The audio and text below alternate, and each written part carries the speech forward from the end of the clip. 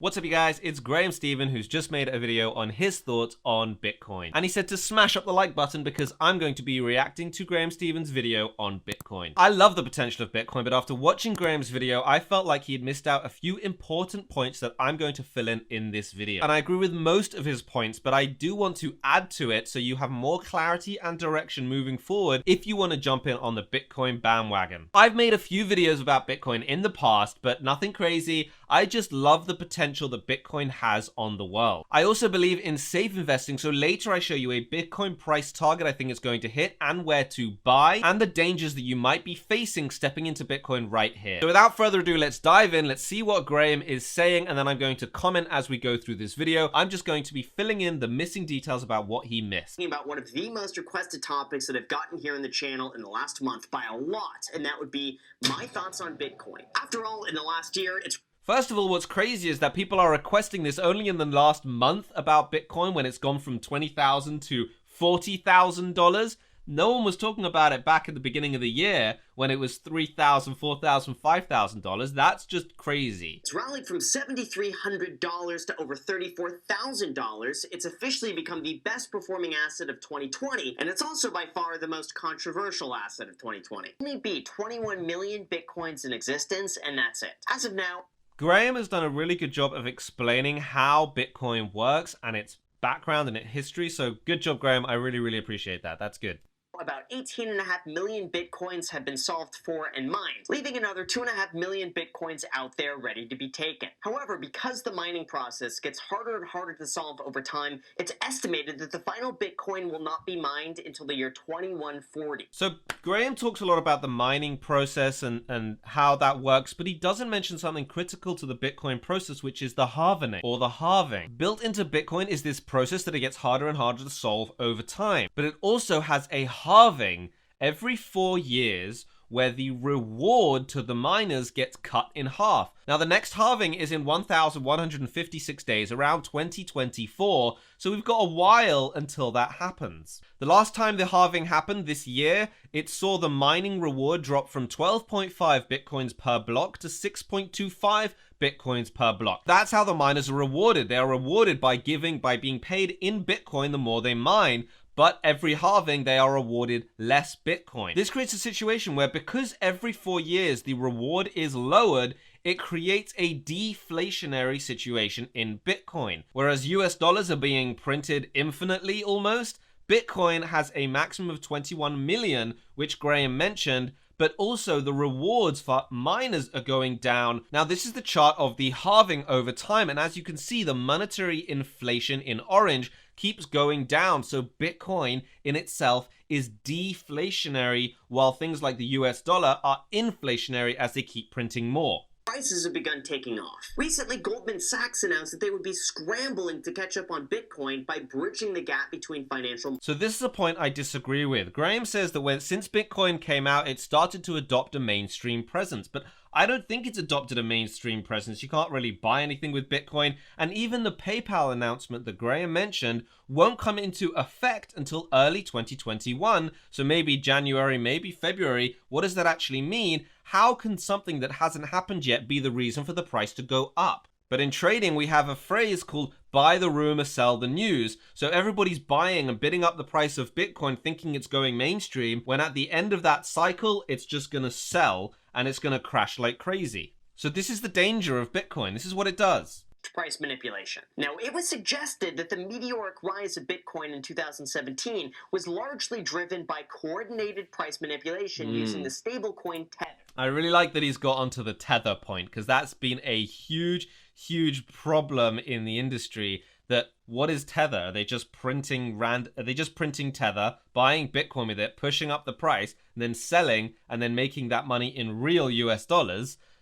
Who knows? So yeah, that is crazy. That's what can happen. That's why I think it can go to 40, 50K and then dump back down to 5, 10K. We just don't know.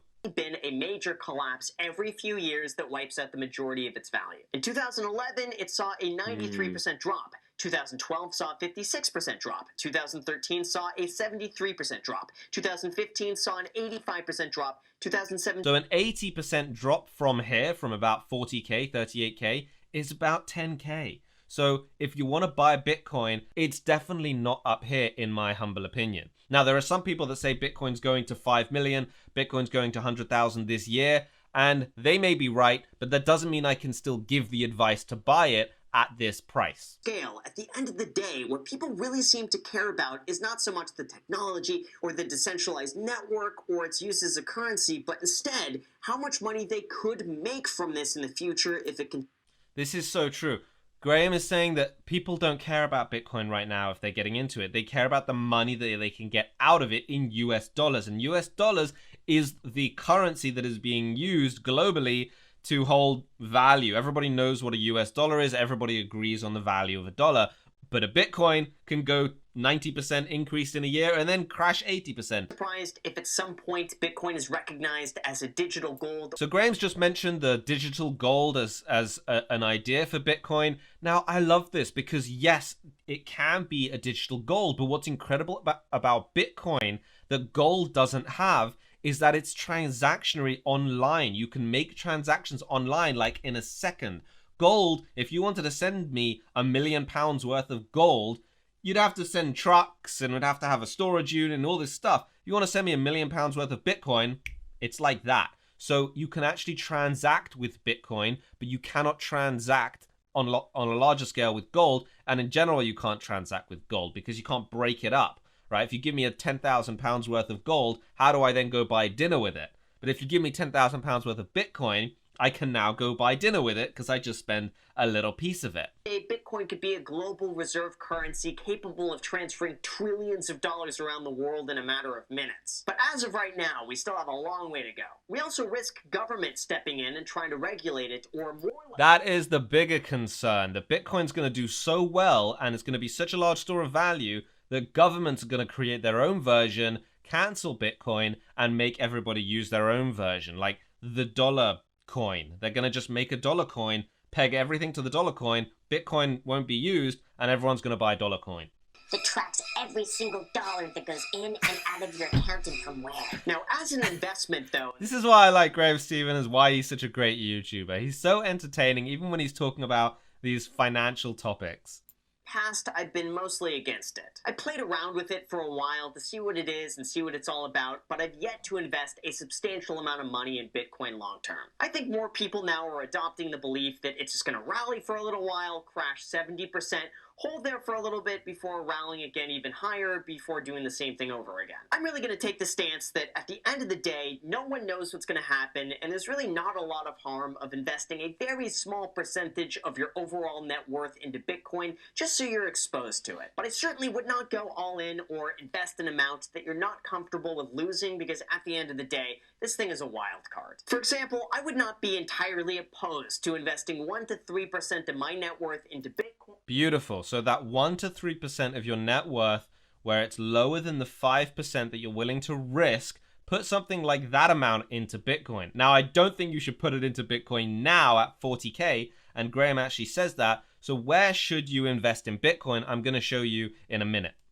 Holding it, and then whatever happens, happens. If it goes down to nothing, it wouldn't be the end of the world, and if it goes up, then I'm glad it goes up. But it wouldn't be enough to impact the rest of my portfolio, or enough for me to try to make a big break and like become the next billionaire or anything. And I gotta say, I know quite a few people who hold 90% or more of their entire portfolio into Bitcoin, and looking back now, hey, you know what, it probably paid off pretty well. But they also risk extreme volatility in the event that it collapses 50 to 70% for really no reason at all. And that's something that I personally do not feel entirely comfortable with. And I'll be honest, it's difficult for me to ever advocate someone buying a substantial amount of Bitcoin as someone who prefers a more traditional path to building wealth, usually through stocks and real estate and companies that have value and income. But I'm never going to discourage anyone from investing whatever they're willing.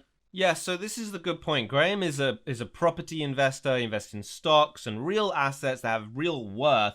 But Bitcoin is, like he said earlier in the video, Bitcoin is a hedge on the entire system. For me, this is something that's really impossible to value. And even though some people might argue it's worth $50,000 by the end of the year, or maybe even one day $500,000, no one knows, and every guess really is just a guess in the dark. So this is something really cool, and the point of this video, and the reason I wanted to make this video, is because it's not a shot in the dark what the value of Bitcoin is. what the price of Bitcoin is a shot in the dark because the markets are crazy. It's instantly tradable and it's trading 24 hours a day. So the markets go crazy and there's a lot of euphoria and madness in the market as well. And then when you get things like the US dollar printing, the value of Bitcoin increases because the value of the dollar is decreasing. So Bitcoin to dollar increases. So he said there's a 50K target, there's a 500K target. The 50K target I actually like, and I'll tell you why. Let me tell you about what the real value of a Bitcoin is and when you should consider investing in it. Buying it at 40K might be possible as a trade, but you'd have to risk down to 35K or something where you're going to get out because it could just come back down to 10K. You don't want to lose all your money. But then if it goes up to 50K, you can come out of that trade and make a profit. But in terms of long-term investing, there is a place down way below where you want to be long-term investing, and that is at the cost of production. The cost of production is a concept from the commodity market where the cost of producing an ounce of gold is the lowest value, the lowest price that gold will ever be. Now, the price of gold will fluctuate, but the cost of production is a certain amount, and you don't ever expect the price to go down below that. And if you do have the price going below that, then that is the biggest buy ever, and it's a great place to buy. So the person who created Bitcoin, Satoshi, explained this himself when he said, and I quote, "The price of any commodity tends to gravitate towards the production cost. If the price is below cost, then production will slow down. If the price is above cost, profits can be made by generating and selling more. At the same time, the increased production would increase the difficulty, pushing the cost of generating towards the price. In later years, when new coin generation is a small percentage of the existing supply, market price will dictate the cost of production more than the other way around." Now, the Cambridge Bitcoin Electricity Consumption Index, CBECI, they calculate the cost of electricity to produce Bitcoin because mining Bitcoin requires machinery, it requires electricity. So as you can see here on the chart, it says that when the price was around 7,000, the electricity cost was around 5,000.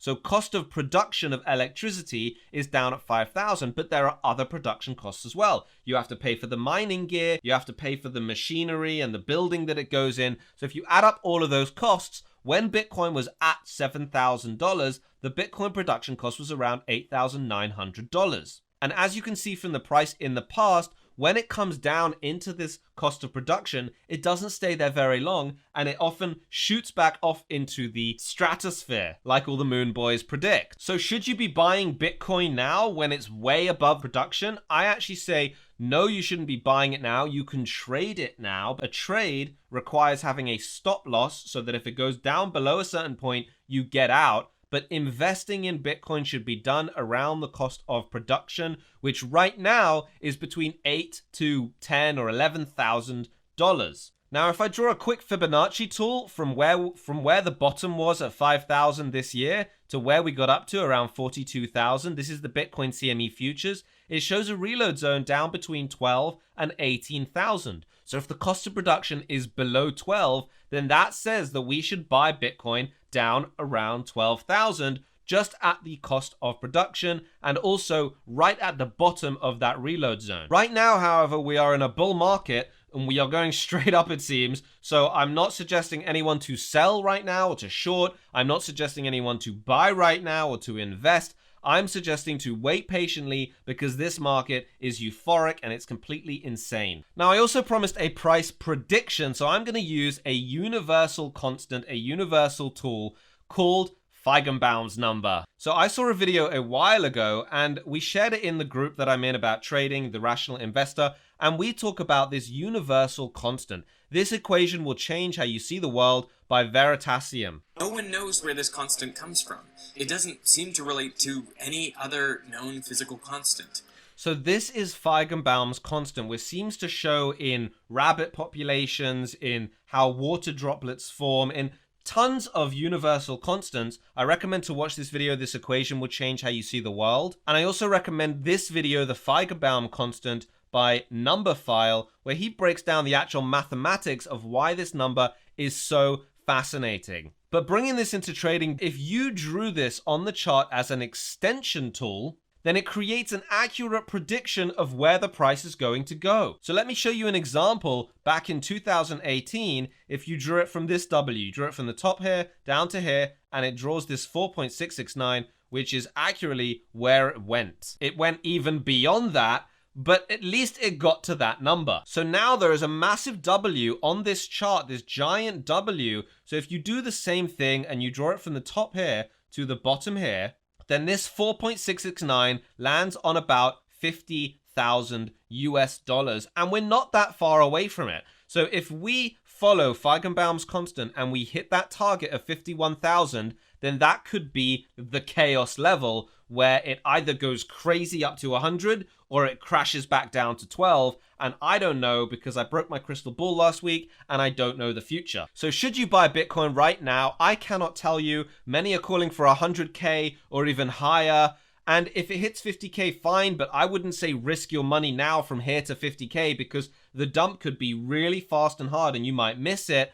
So I would say just wait until there's a better price when it comes down to production cost, when all of this euphoria cleans itself up, when nobody on the news is talking about it, when Graham Stevens stops talking about it, when people in general are not talking about Bitcoin. Come back to a Bitcoin chart, see what the price is, and then slowly start to invest in this asset for the future for 10 years down the line. As always, as Graham says, never risk more than 1 to 3% of your portfolio. So even if it crashes and it doesn't work, you're still safe and you have most of your portfolio intact. That's it for this video. Thank you so much for watching. Go check out Graham's video, go check out Veritasium, go check out Numberphile, and I'll see you in the next one.